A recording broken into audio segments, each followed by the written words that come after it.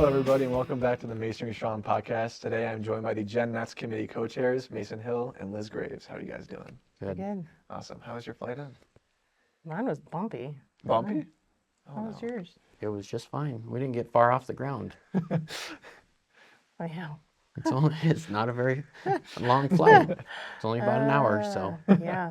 So I know you guys both grew up in Masonry. I was talking to Mason right before this podcast, but how did you get into Masonry originally? Yeah, I was born into it. I think kind of similar thing. Mm-hmm. My dad was a college dropout turned labor turned, mason contractor. So, yeah, I guess inherited getting to do it. It's like you don't really have a choice. Voluntold. It's, yeah. Yeah. How did you get involved with the MCAA? Well, for me, Dad, Mom brought us to these, so I've been coming since I can remember. So your mom was involved first. But both of them were, yeah, they were awesome. both involved. Yeah. Mom loved it because she got to come to all these great places, obviously. So, yeah. And their best friends they're here. Yeah. They're retired and they still come. So, that's awesome. I mean, if that tells you anything.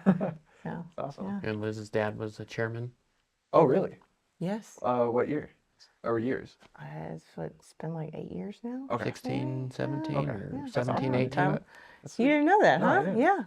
Paul Odom. Oh, Not to be confused with Paul Oldham, Okay. who people think is my brother. He's a brother from another mother. Oh, gotcha. Yeah. Nice. So how did you guys get involved with the Gen Next committee? How did that happen? Well, I'm newer than Mason is to the committee. So, my first meeting, 2017, Brandon Hartzell, which he was committee chair, asked me to become co-chair with him. Okay. And that's how I got involved. Awesome. And then as the committee went on, we had a vacancy, and I asked Liz to co-chair with me. So Awesome. Why exactly Liz? What about her?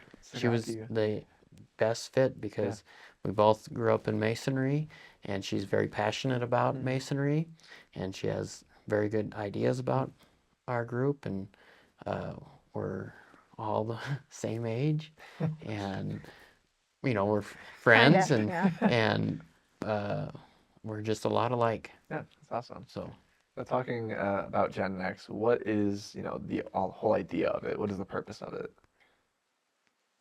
Generation Next. I mean, it used to be called South 40. Yes. And Liz is wearing a South of 40 hat. yeah, and everybody used to get confused with, well, I'm not south of 40, so I can't be involved. Yeah. Well, it's not about being south of 40. It's being the next generation in Masonry, furthering Masonry, making it better. Doesn't mean you have to be the next generation in line. You just are furthering Masonry. Yeah. So I think one of the things that we both have seen is that getting to come together with people that are like-minded and are going through the same things as you are, struggles, opportunities, and having them in different markets that aren't necessarily your direct competitors as well is really important. And that's one of the things that we've seen come of that. Do you remember when it actually started? I know that this committee started when I was fresh meat at that point, like straight out of college almost. And that was when we had the team awards. That was way before your time. Do you remember the team awards? No? No. So that was my committee. And then we had the Gen Next, it was South 40 then.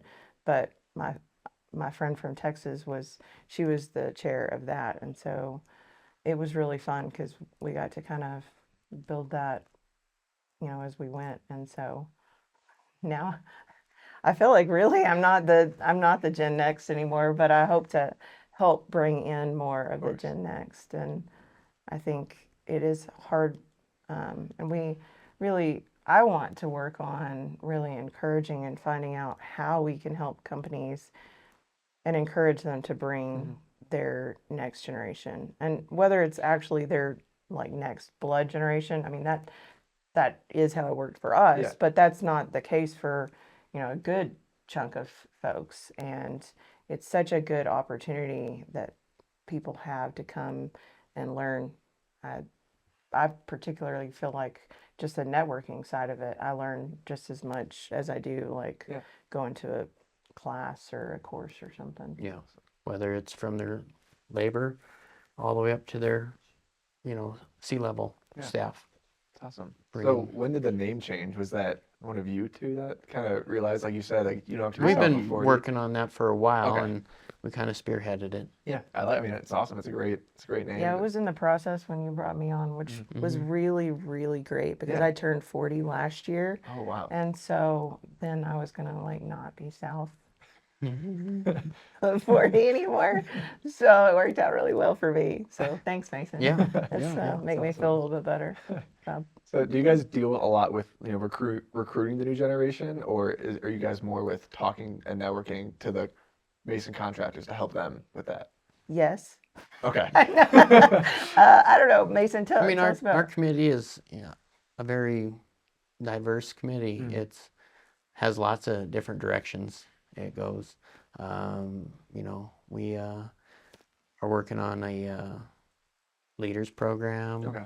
where we are involved in the golf program. So we have 2 golf events every year, one at mid-year, and that's out on the golf course. And then we also have the one at the World of Concrete, which is going to be at Atomic Golf this year.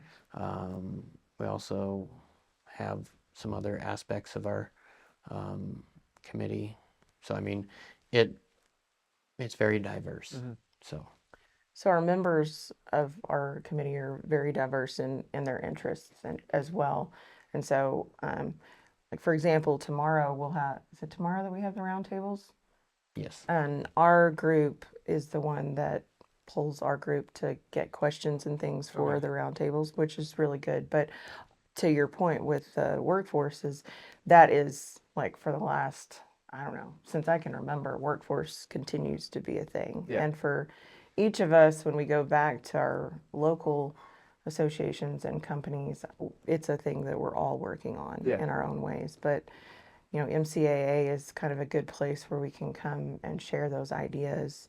And I like to think that a lot of our committees really do overlap. I mean, like we talked today in the meeting about working with the education committee for the development courses that we're talking about, but we work closely with workforce development. I mean, I know that a lot of us have back in our states our own workforce stuff going on, but it's really exciting for me to see and hear about the things like we heard about today, about having some funding from Checkoff and stuff to work towards that, and the DOL certification program and that kind of thing. So I think a lot of the committees do overlap, and that's the important thing I think with the Gen Next is, when we have younger folks come into the association, or not even younger folks, but new members in general, is getting them involved with a committee. That's the best way to make sure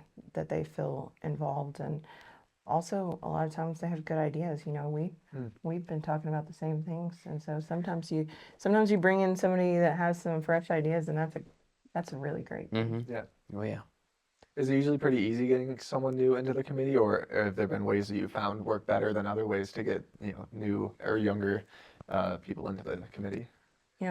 Buying drinks for them really works well. I'm joking. It's probably not a very good professional thing to say. We do have a good time. I think that's I joke about it, but also I do feel like there's something to be said for the social aspect of it, because it is a draw. It's definitely something for, I think, both of us. We enjoy coming. Yeah, it lightens the mood. But I mean, everybody can be open and discuss the topics that they really don't want to discuss at a meeting. Yeah. Because there's no pressure about talking in front of somebody. Yeah. So, and they can openly discuss things that don't make them look and feel less intelligent, Yeah. maybe. I don't know.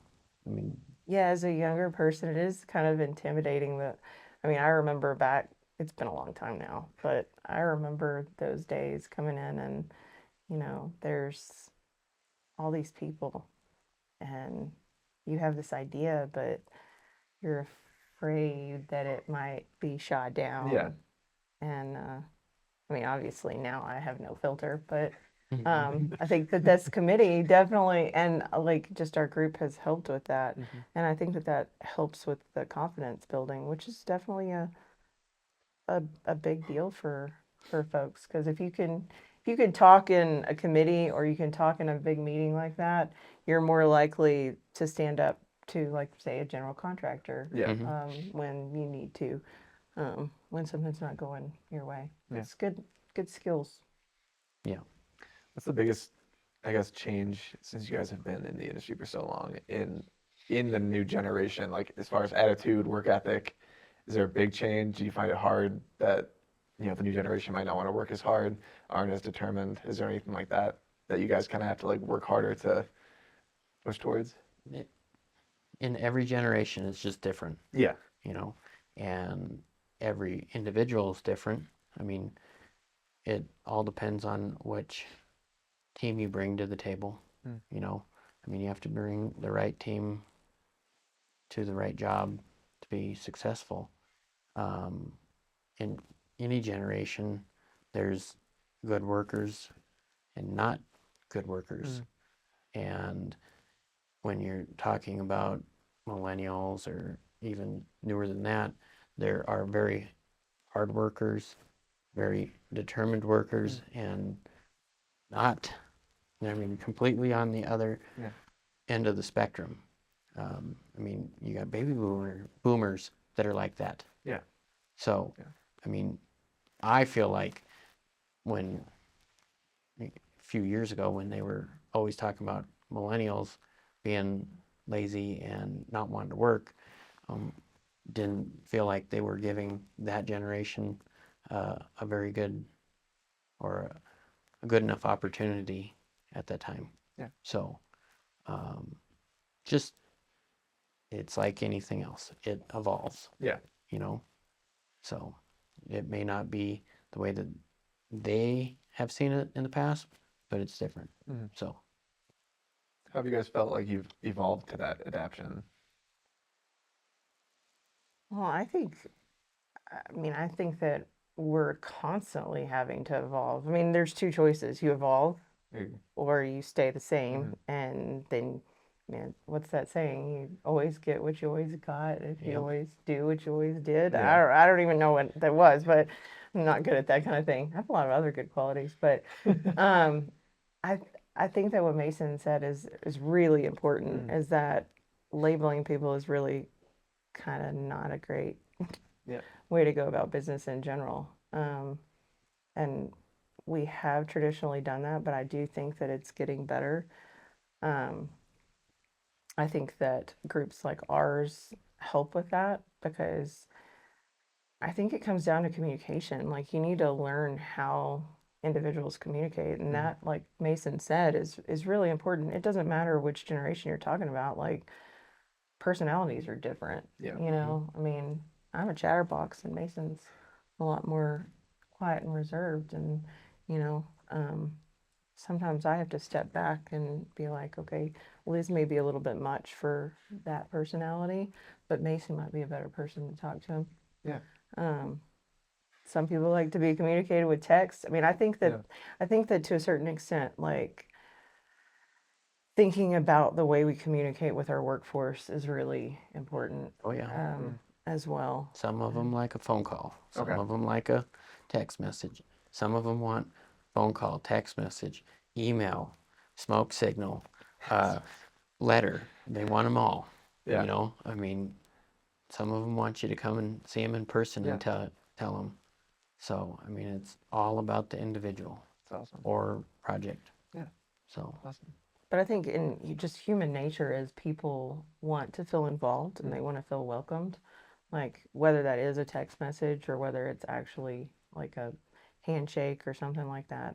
I know that both of us really do try to introduce ourselves and introduce new folks to like other people in the MCAA world because it is intimidating the first time you come to something like this and like you see that everybody knows each other, you know, and Or you seeing felt it, right? Yeah. Oh, It's, and so like I think sometimes it takes that hand holding, like to make them feel included because a lot of us have known each other for a long time, and that can be overwhelming to somebody new. But I think that we do a great job. We've got a lot of people that I think over the years we've made that like a priority, basically.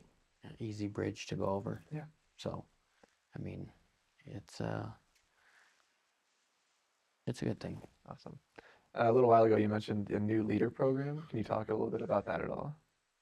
What that might entail, or not yet? It's evolving. Okay. We'll leave it at that. Okay. Yeah. It's Yeah. been in the books and we're working on it Awesome. and we're trying to get it off the ground. Awesome. Yes. There are some other associations that are doing similar things to what we're thinking about and get their, so like CMHA, the Concrete Masonry Hardscapes Association, they have a program called the Emerging Professionals Group, which is very similar in the thought process to ours. And so like in a couple weeks, I'm going to go out to their group and check out what they're doing and see if there's a way for us to partner with them because we're big believers in partnership and not reinventing the wheel. So we're going to see. I don't necessarily think that replaces what we've been thinking about with like the leadership program, but it can be a good way for us to get started and show that we're doing some stuff. So awesome. Well, as we're wrapping up here, I'll ask you both the question. Being the Gen Next committee co-chairs, what does Masonry Strong mean to you guys? It's an interesting question. It is. Masonry Strong, I mean, it has a lot to do with the products that we install, the individuals that install them, and the community that puts it in the wall. So we're stronger together with masonry. Yeah. So. Yeah, that's what I was going to say. You know, MCA's slogan, I don't know, tagline, whatever, is together we're stronger. And I really do believe that. I mean, whether you're at your local level, your state level, or national, I think that combined forces, as cheesy as that sounds, I mean, we get a lot more done when we work together versus siloing ourselves.